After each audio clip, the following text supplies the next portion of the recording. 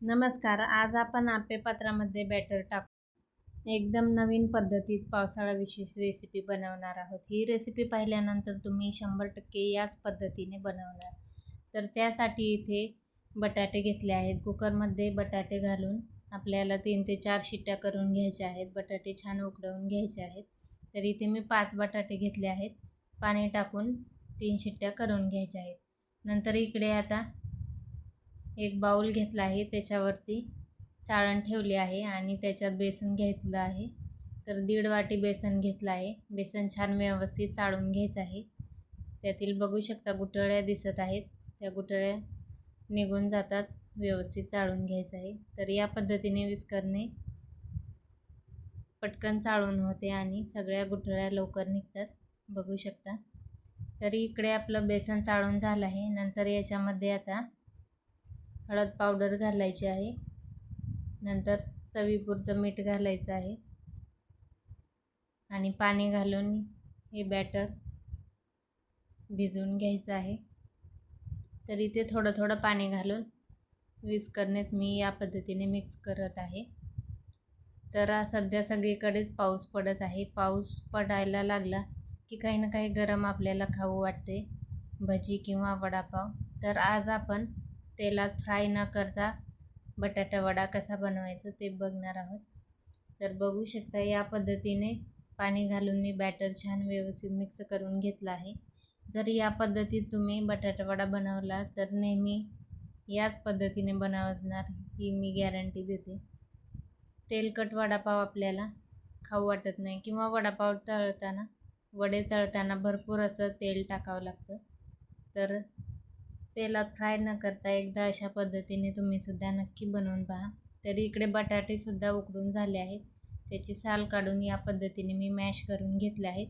आता भाजी बनवण्यासाठी एक वाटण बनवायचं आहे. त्यासाठी मिक्सरच्या जारमध्ये हिरवी मिरची घातली आहे. मिरच्या मोठ्या असल्यामुळे तुकडे करून घातले आहे. नंतर भरपूर लसूण घातलेला आहे आणि 1 इंच आलं घातलं आहे. याचं मिक्सरला वाटण करून घ्यायचं आहे.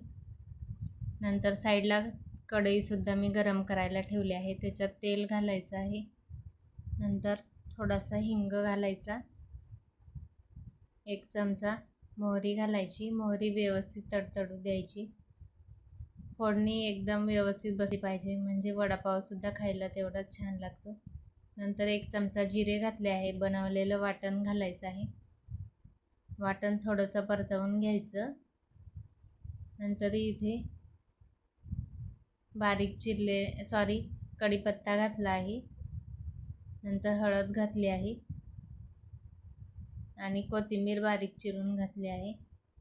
लगेचच उकडलेले मॅश केलेले बटाटे घालून व्यवस्थित याला मिक्स करून घ्यायचं आहे. चवीपुरतं मीठ घातलं आहे. तर वडापावसाठी लागणारी आपली भाजी इथे बनवून झालेली आहेत. प्लेटमध्ये थंड करायला काढून घ्यायची आहे. ही भाजी व्यवस्थित थंड करून घ्यायची आहे. नंतर आपण आप्पे पात्रामध्ये वडे बनवणार आहोत, त्यामुळे एकदम छोटे छोटे याचे बॉल बनवून घ्यायचे. तर बघू शकता इथे मी सर्व गोल गोल असे हे बॉल बनवून घेतले आहेत. नंतर इकडं बॅटरसुद्धा आपलं बेसनचं व्यवस्थित भिजलं आहे. आता याच्यात चिमूटभरच सोडा घालायचा आहे आणि याला व्यवस्थित एका डायरेक्शनमध्ये फेटून घ्यायचं आहे. आता या पद्धतीने वडा चमच्याने मिश्रणात बुडवून घ्यायचा आहे बॉल आणि आप्पे पात्रामध्ये टाकून आपल्याला भाजून घ्यायचं आहे. तर इथे आप्पे पात्र गरम करायला ठेवलं आहे. त्याच्यात तेल घातलं आहे. फक्त 4 चमचे तेलात आपण हा वडापाव बनवून घेत आहोत. बघू शकता जास्त तेलामध्ये तळूनसुद्धा घ्यायची गरज नाही. इथे आप्पे पात्रात तेल घातलं आहे आणि असं चमच्यानेच आपल्याला वडे याच्यात सोडायचे आहे, म्हणजे ते व्यवस्थित सोडता येतात. तर बघू शकता वरून थोडंसं बेसनचं घातलं आहे. तर अशा पद्धतीने चमच्याने इथे सर्व मी याच्यात घालत आहे. वरूनसुद्धा जास्त बेसन टाकायची गरज नाही. तर अगदी कमी तेलात या पद्धतीने तुम्ही वडापाव नक्की बनवून खाऊ शकता.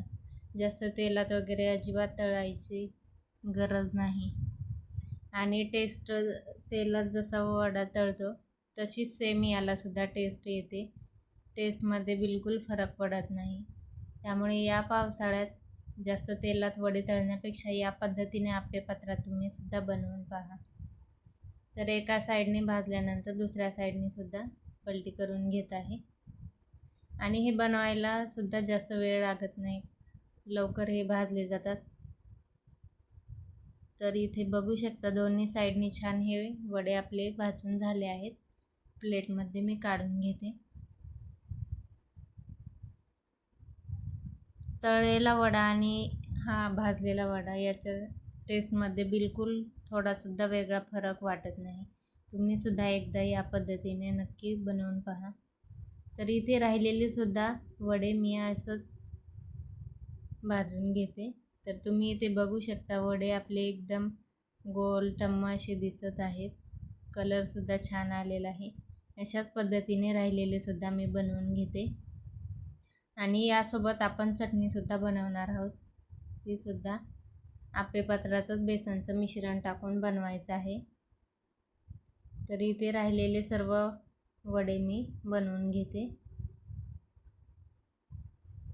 इथे माझ्याकडून व्हिडिओ स्किप झाला आहे आप्पेपात्रात बेसन टाकतानाचा. तर या पद्धतीने आप्पेपात्रात बेसनचं मिश्रण टाकून भाजून घ्यायचं आहे.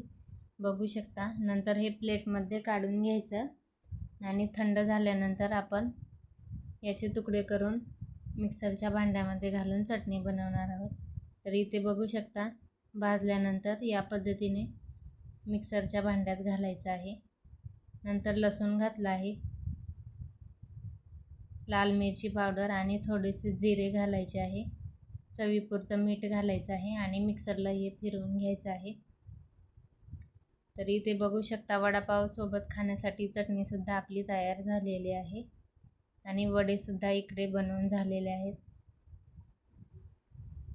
तर याआधी तुम्हाला ही पद्धत माहिती होती का नक्की सांगा. आणि व्हिडिओ जर आवडला असेल तर प्लीज एक लाईक नक्की करा. व्हिडिओ जास्तीत जास्त शेअर करा आणि चॅनेलला सबस्क्राईब करा.